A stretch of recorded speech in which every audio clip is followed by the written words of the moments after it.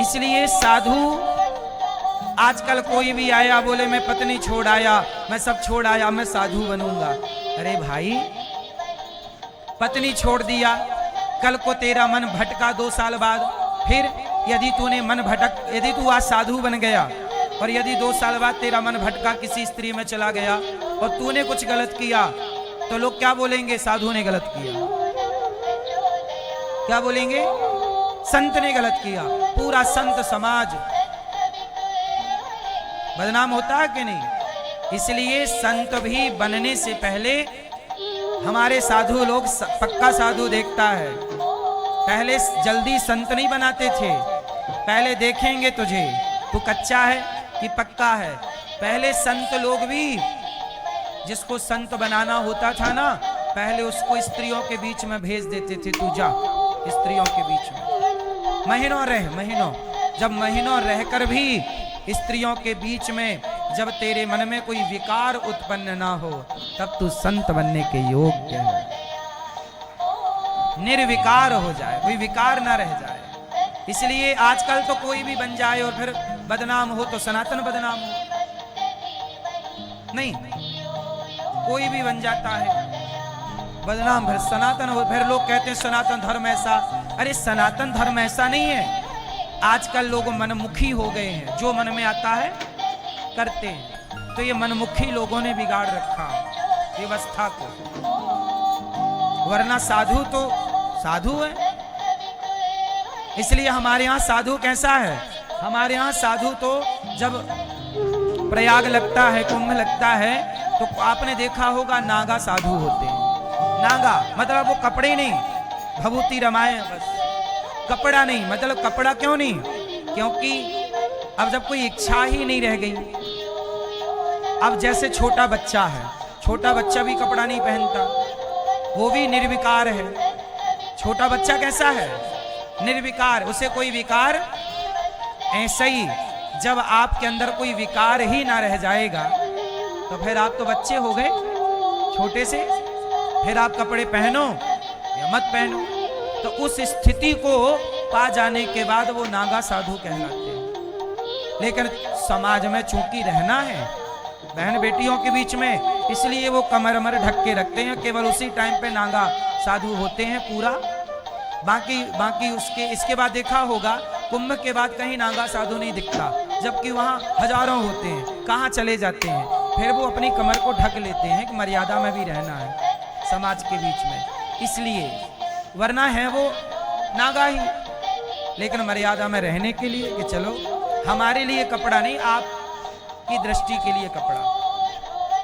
तो ये परंपराएं सनातन की हैं जो जीवित हैं। इसलिए कुल मिलाकर ये बात इसलिए कही जा रही है कि आप भी लंगोटी के पक्के रहो, अपने बेटों को अपनी बेटियों को पक्का रखो कि लिव इन के चक्कर में ना पड़े कि शादी के पहले 4 जगह 6 जगह लड़का लड़की यहाँ वहाँ भटक रहे हैं, इस स्त्री। ये सब चरित्रहीनता सनातन की सुंदर है ना। उनके अंदर भी उनका कैरेक्टर अच्छा रहे, वो चरित्रवान बने, इसकी शिक्षा दीजिएगा कि बेटा चरित्र ना बिगाड़ो, बेटी चरित्र ना बिगाड़ो।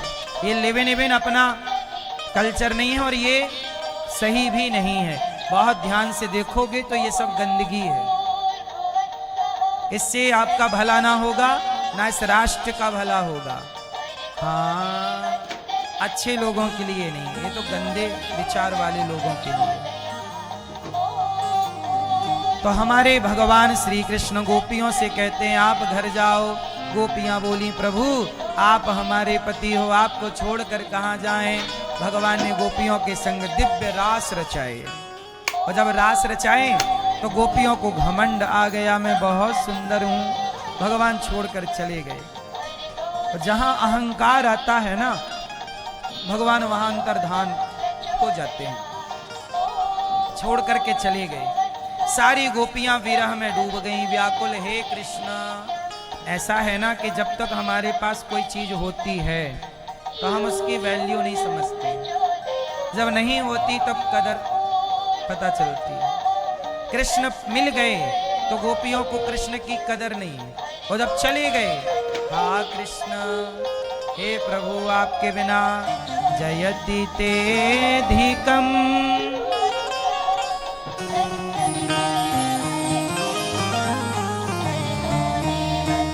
जयति तेऽधिकम्।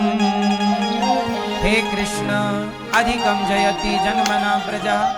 आप कहाँ चले गए प्रभु नंदनंदन? सारी गोपियां बोल रही हैं, हे श्याम सुंदर, हमें मानना था तो आपने कथा का अमृत क्यों दिया? तब कथामृतम तप्त जीवनम कविभिरीडितम कल्मषापहम् श्रवण मंगलम। हे प्रभु, सारी गोपियां बोल रही हैं श्याम सुंदर मिल जाओ प्रभु। राधा रानी को लेकर भगवान अंतर्धान भये। राधा रानी बोली प्रभु थक गई हूँ। भगवान बोले आओ कंधे पर बैठ जाओ। और जैसे श्री जी कंधे पे जाकर बैठने लग गई, श्याम सुंदर श्री जी राधा रानी को भी छोड़कर अंतर्धान हो गए। सारी गोपियां जब मिली, एक सुर में गोपी गीत गाया और प्रभु को पुकारा, हे नाथ, रोई भगवान के लिए, अपराध हो गया प्रभु, हम बड़ी गलती कर बैठी हैं नाथ, हमें छोड़ कर ना जाओ। और जब भगवान की याद में गोपियां रोई, तड़पी, तरसी, विरह में डूबी, तब भगवान को लगा भी ये मर जाएंगी। भगवान ये देखते हैं कि मेरे भक्त को मेरी जरूरत है कि नहीं। भगवान किसे मिलते हैं? किसे मिलते हैं भगवान? जिस भक्त को जरूरत होती है, तड़पता है जो। यदि आप तड़प रहे हैं, जैसे मछली तड़प रही है पानी की, यदि भक्त के अंदर भी भगवान को प्राप्त करने की तड़प है तो भगवान मिलेंगे। वो तड़प ही नहीं है तो भगवान बोलेंगे जब आप हमारे बिना रह सकते हो तो रहो। गोपियां तो ऐसी स्थिति में पहुंच गईं कि अब जी ना पाएंगी, और जब जी ना पाएंगी की स्थिति में गईं, अब प्राण निकल जाएंगे। तब विरह में व्याकुल होकर जब पुकारा, यत्ते सुजात चरणाम्बुरुहम स्तनेषु भीताः शनैः प्रियदधीमहि कर्कशेषु तेना टवीमटसि तद्व्यथतेन किंस्वित् पूर्पादिभिर्भ्रमति दीर्घवदायुषाम्ना। और जब गोपियों ने पुकारा, तासा माविर्भूत भूच्छौरिः स्मयमान मुखाम्बुजः पीताम्बरधरः स्त्रग्वी साक्षान् मनमथ मनमता। प्रकट होकर भगवान गोपियों के समक्ष आ गए। गोपियों ने प्रभु को पाकर प्रसन्नता व्यक्त की और जितनी गोपियां उतने कृष्ण होकर दिव्य महारास रचाए। कौन सा रास? एक होता है रास, एक होता है महारास।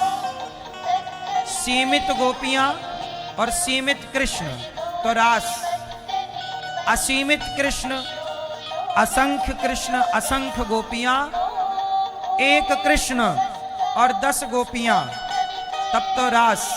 और जितने कृष्ण, जितनी गोपियां, उतने कृष्ण, तब महारास, दिव्य महारास। उस महारास में ये रास क्या था? ये जीवात्मा और परमात्मा का मिलन था। ये रास का मतलब ये मत समझ लेना कि कोई भोग विलास की लीला है। ये कोई भोग विलास की लीला नहीं है। ये जीवात्मा, मीरा जैसे भक्त, जब भक्ति के बल पर व्यक्ति उस परम पद को पहुंचता है तो भगवान अपना लाड़, अपना प्यार भक्तों पर लुटाते हैं। उस लुटाने के नाम का नाम रास है। जब भगवान कृपा लुटाते हैं उसे रास कहते हैं। जीवात्मा परमात्मा का मिलन।